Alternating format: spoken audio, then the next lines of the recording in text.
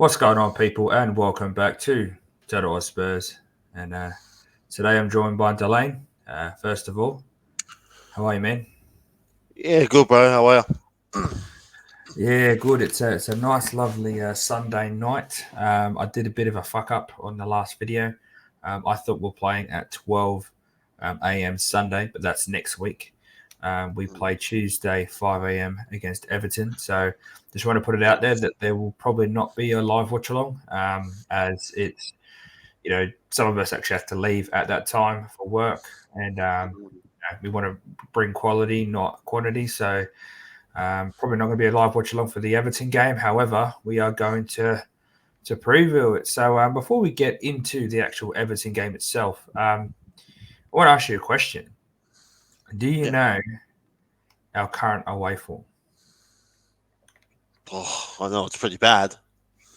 Well, I've got the It's not the stats. great, not the Stats right greatest. in front of me. We have a 36% win ratio playing away. Out of 14 games, we have 5 wins, 4 draws, and 5 losses, with a goal difference of -1. Um, so that puts it in perspective. Even though Everton are at the bottom of the table, or not bottom, but they're in the bottom, I think 5 teams. I think they're just out of the relegation They're at the they're kind moment. of fighting for relegation. Yeah, pretty Sorry, much. they're 17th, so they're a point ahead of Leicester. However, West Ham do have 2 games in hand, and they're 2 points behind. But Mm. currently, Um, they're one of the worst teams in the league. But after hearing those stats, are you confident? Look, from our Southampton game with the whole saga, the whole club saga, and everything. With the change of manager, Stellini stepping in, obviously. It's kind of hard, trying to go into a Everton game. We're playing away. Everton could show up against us. They can just really kick us off the park. So, 50-50. I'm confident, but then I'm not confident. Like are the likes of Son and Kane after international, are they going to come back firing? With Kane running down his contract, is he going to be the one to come firing and then wanting to stay? But yeah, look, it's really hard to know what's going to happen. But I'm 50-50 with it. Like Everton are not the greatest so far, but I can really, I think, I can see us winning, but I think just by one maybe. That's what I'm thinking at the moment. It's really Yeah, hard to well, judge it. you touched on Kane. The only good thing I can say about this whole Kane contract saga is he hasn't signed a contract or had the indication that he is signing. However, he hasn't had the push that he had last year with Man City, where he's openly said in the Gary Neville interview that he wanted to win trophies and it might be time to go elsewhere. Now, if I was Harry Kane, if I can survive one more season and think that I could hit the form I'm hitting in 2 years, I'll just run down my contract, because then you're going to get a massive payday. You'll go to a club that can pay it, so they're most likely going to win the league, or they have shitloads of money like PSG, and then you win something. However, I have this feeling that depends on the next manager and the pressure that Levy's on. I think, I guess I'm kind of hoping that Kane might stay, and I think it will culminate to winning something. But it all depends on what happens at the club. Now, this game against Everton is very, very important. We're currently sitting fourth with 49 Yeah, points, but Newcastle have 2 games in hand and they're 2 points behind us. And yeah, then Brighton have 2 games in hand and they're 6 points, and their goal difference is better than ours. So if they win their games in hand, we could be sitting sixth, just in front of Brentford. And that's quite shocking that Newcastle and Brighton could both jump over us if they win their games in hand. yeah. Um, but I'm like you with the Everton game. It's a 50-50 now. It's been a weird season. The last 3 or 4 years, we've kind of Spurs Mm, fans had this, how to put it, confidence that we're going to win these type of games. But this last season and this season, with the inconsistencies, um, mm, under Conte, there was a period of winning and losing every set. Like every game was win loss, win loss, win loss, win loss. This year it's been win win loss loss, win win loss loss. So It's for me, it's a difficult one. We're playing away. Everton's got a great ground. They're going to back Sean Dyche. Dyche is going to play some weird ass football to try and Yeah. defensive style. He's just trying to keep them up. I think he's just going to try and keep them up because if West Ham win even just one of their games in hand, then Everton are in the drop zone. They're on joint points of Leeds. It's actually quite close down the bottom now. I'm looking at it. There's a 5 points between 20th and 13th. It's insane. Wow. But your point on Stellini and Mason as backup, now that's going to be a massive factor in this. I know there's rumours that a lot of players want to Conte out. There's a lot of, the likes of Romero and the Richarlison, even though Richarlison came out and kind of said that those rumours were a lie. Do you think that Stellini and Mason can get these players up for the Everton game? Considering that, I'll say it myself, I don't think top four is that important this year. I don't think we're going to, with the way we've been recruiting, I don't think top four is going to be the step we take to start getting better players and the players that the manager needs. We've got top four last year, and Conte didn't get the centre back that he wanted, didn't get the right wing back that he wanted. So for me, their goal is to try and get top four. But do you think that Stellini and Mason have what it takes to guide this team to a win? It's really hard because there's a lot of pressure on them, and especially coming from Levy. If Levy doesn't get that top four, he's basically just going to punish him for it.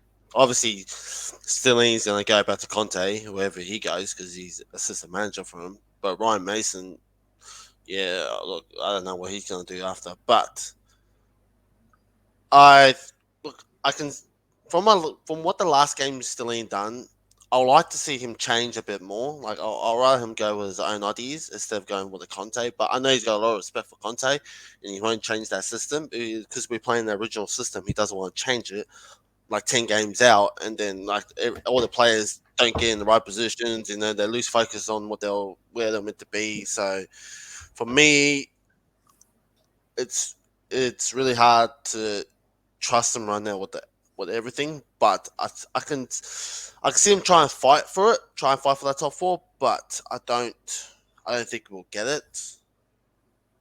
That's my point. I just don't think we'll get it due to the fact that Stellini doesn't have that mentality to drive some of these players where likes of Kane and all that. I just think he just doesn't have that drive. But he could surprise me. I think when we were under Ryan Mason, I think Kane and the likes of Sonny and all that we're getting a lot of fun time out there. But then also you pitch on it. Mason was playing his favourites like the Winks. I think he was playing Dombele a few times. So yeah, it's really hard. But for me, I would like to see him. I like to see them take us to top four, but I don't think they will. I think it's kind of a rough one now. We just gotta pull it out of the bag. That's all I see. Yeah, well, there's been rumours that they've been blasting music at the ground. Alistair Gold has said that to try and boost morale. For me, if there's a bunch of players that wanted Conte out, they should be happy, right? They got him out. Yeah. So it's a bit of a, for me, it's a bit of a grey area of how the squad it feels, and for me, it's. I think Stellini has what it takes to just manage to get 10 games. He's been under Conte at a lot of big teams. We've got we won 4, lost 2. I think we drew and lost 1 under Stellini, so he has a decent record. I would, as you said, we said it in the previous video too. I would like Stellini to try and do things his way, not to stick to what Conte did, to try and go, oh well, I stick to what my boss says, like the main man says. But like I said, this could be a chance for him to show his tactical awareness, his tactical nous. So Stellini, please, back 4. We'd Back like 4. to see that. I'd like Back to see 4. it. I don't know.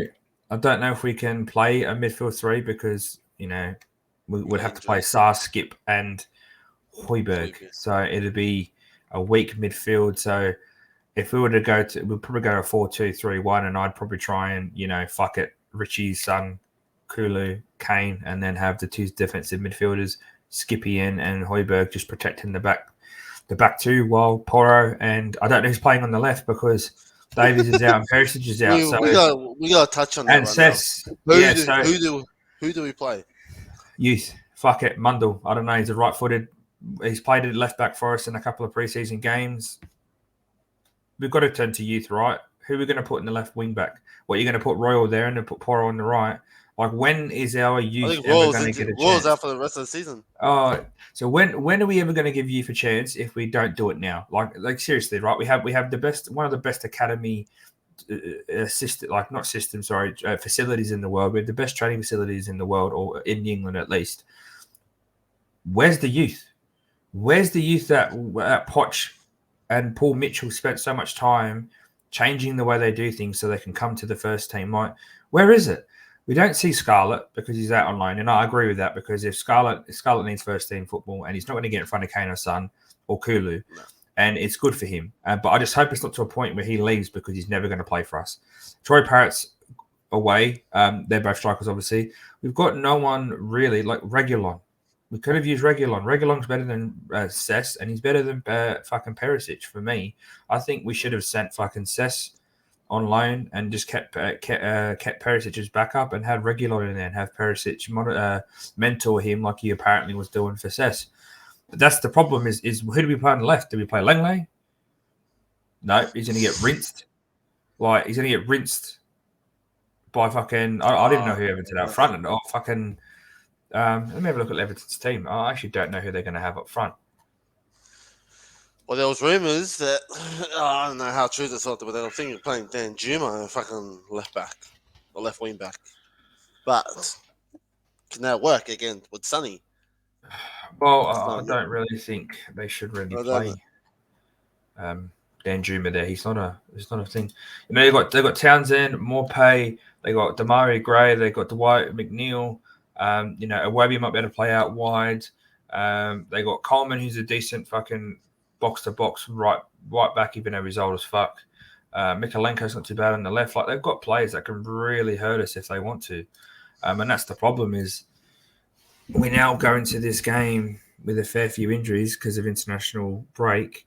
And for me, I would play a back four because we don't have the centre backs. We don't have the left wing back. And if you take Langley out of that back three, you have to play Sanchez or Tanganga with Dyer and Romero.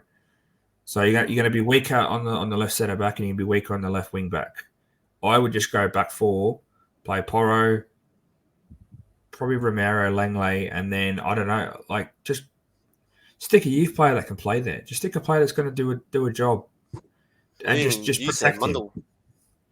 Mundell, I don't know. I actually don't know too much of the youth academy this year. Usually, I'm pretty good keeping up to date with it, but this season, it's just I haven't had time to look at the youth squads. But Mundell is anyone that stood out because he has played a couple of games in the preseason for us. So, like, why can't we look to our youth? Why can't we turn to our youth and go, you know what? Look at Rico Henry at Man City.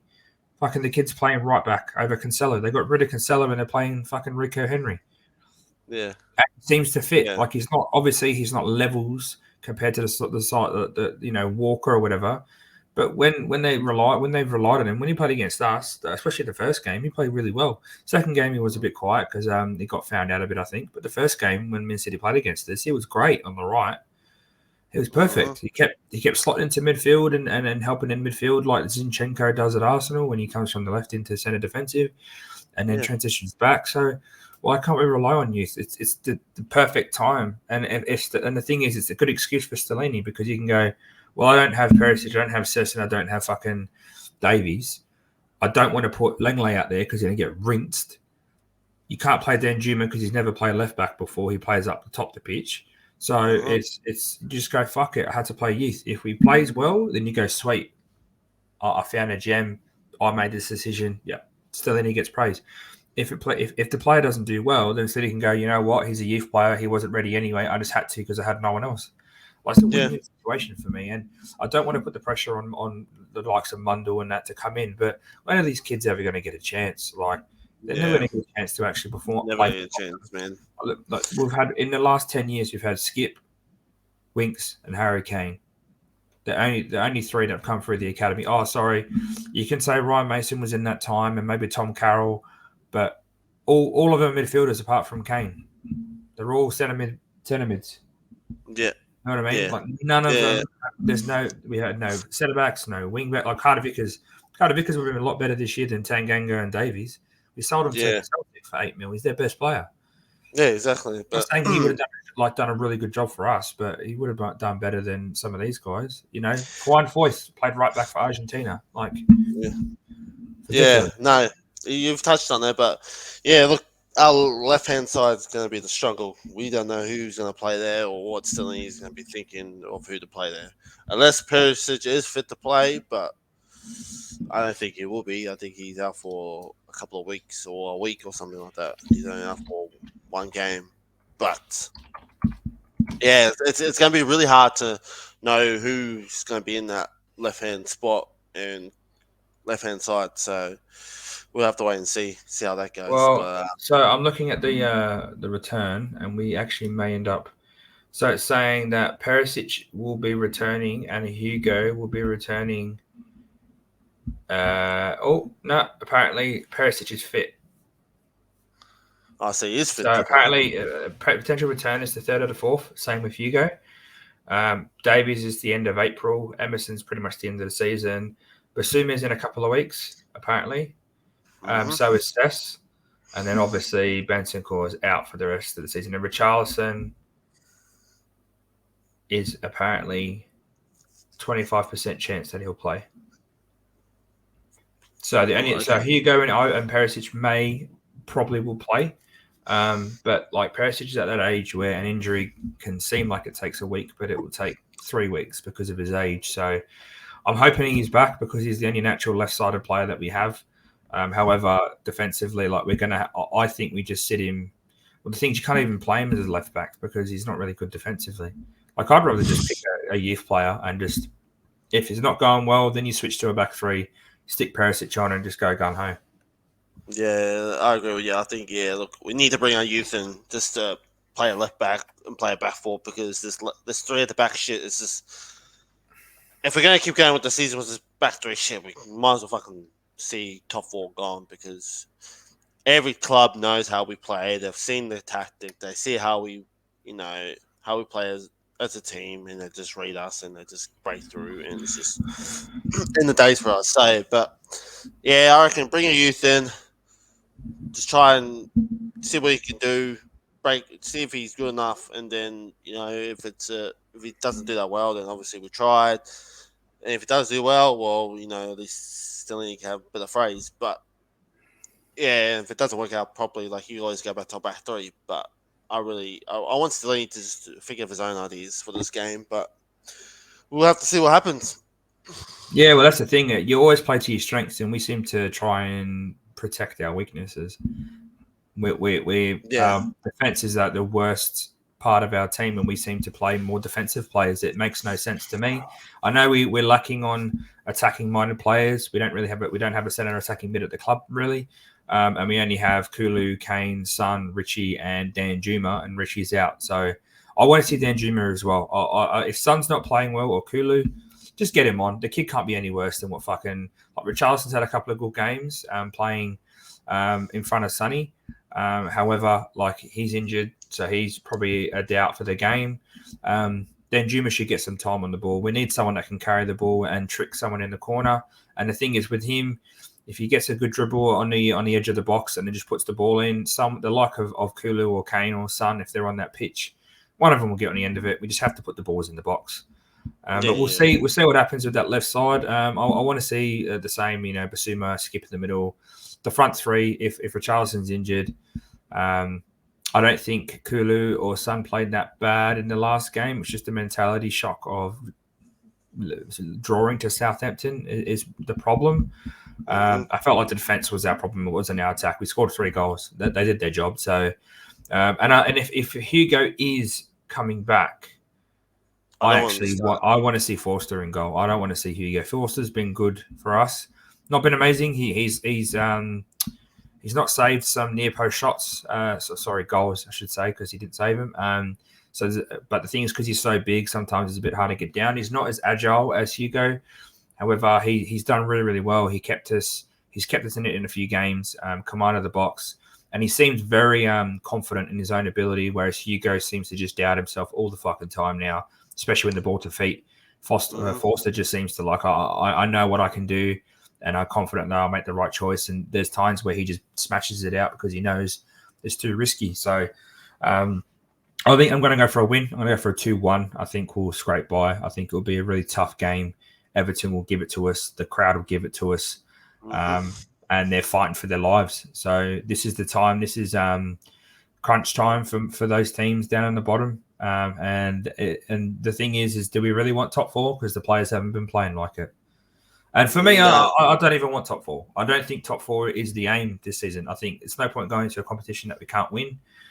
We're very much, even with Europa, to be honest, when the teams drop out of the Champions League, Europa League is going to get harder. Like, look at the likes of what Man you had, like Barcelona, that drop in. So, but at the end of the day, if Levy puts in a clause for the next manager that if we get Champions League, they get X amount, and it keeps Kane, happy for it. But for now, I just want us to see. I want to see something different from Stellini and Mason. I want him to. Mason did show when he took over Mourinho that he just changed completely, but he played his mates. He can't be doing that now because none of his mates are there for one, and none of the mates that are there aren't good enough. So I'm going for a 2-1 win. I think Kane will get on the score sheet, and I'm probably going to go for I think Kulu might pull one because that left side isn't too good for Everton defensively. Mikalenko gets up and down. And if he starts attacking the right with Poro's starting to cook. So I'm hoping Poro gets back on, stays on form. And if he can, I think Kulu will get unleashed soon. I think Kulu will start smashing in some goals. Yeah, I think I might go for 2-1 as well. I think I might go 2-1. Kane will get on the score sheet, obviously. And then, I might think Sonny after his international, after his international break, I think he's come back. He's slowly starting to fire back into it again. So I think Sonny will get on the score sheet. So yeah, I'm going 2-1. It's gonna be tight, but obviously, as you said, if Poro gets down the right hand side, Kulu's gonna be unleashed. And at the moment, right now, that right hand side is pretty solid. Poro going behind Kulu, getting behind them, crossing those balls, which is great. Kane's they're not the best crosses, or they're the best crosses, but yeah, it's just someone needs to be on the end of them. So, but yeah, that's my prediction on the score. I think the lineup kind of speaks itself as well. Yeah, well, it depends if Perisic is fit. If Perisic is fit, he's starting. If he's not, then I don't know who plays left back. I don't know what formation we play. Because you can't go with Langley or something. You play youth or you change the formation, maybe go back 4 and just have Langley play a tight left back and protect him. So before we go, I want to give a big shout out to Step Up Spurs. They're a channel. They're trying to hit 150 subs. So if you're watching this from our channel, go over there, watch their content, subscribe to them. And like I said in the last video, there is a movement happening in the YouTube community with content creators for Tottenham. Obviously, we don't work for Tottenham, but about Tottenham. And just make sure you're looking out for the hashtags Voice for Spurs and hashtag Change for Spurs. Got exciting times, guys. And we're hoping to see a change in the club. So on that note, guys, thank you for joining us. Make sure you like and subscribe to the channel. Hit that notification button down the bottom and go into our description for all our socials. And as always here at Total Spurs, stay Spursy. Stay Spursy, guys.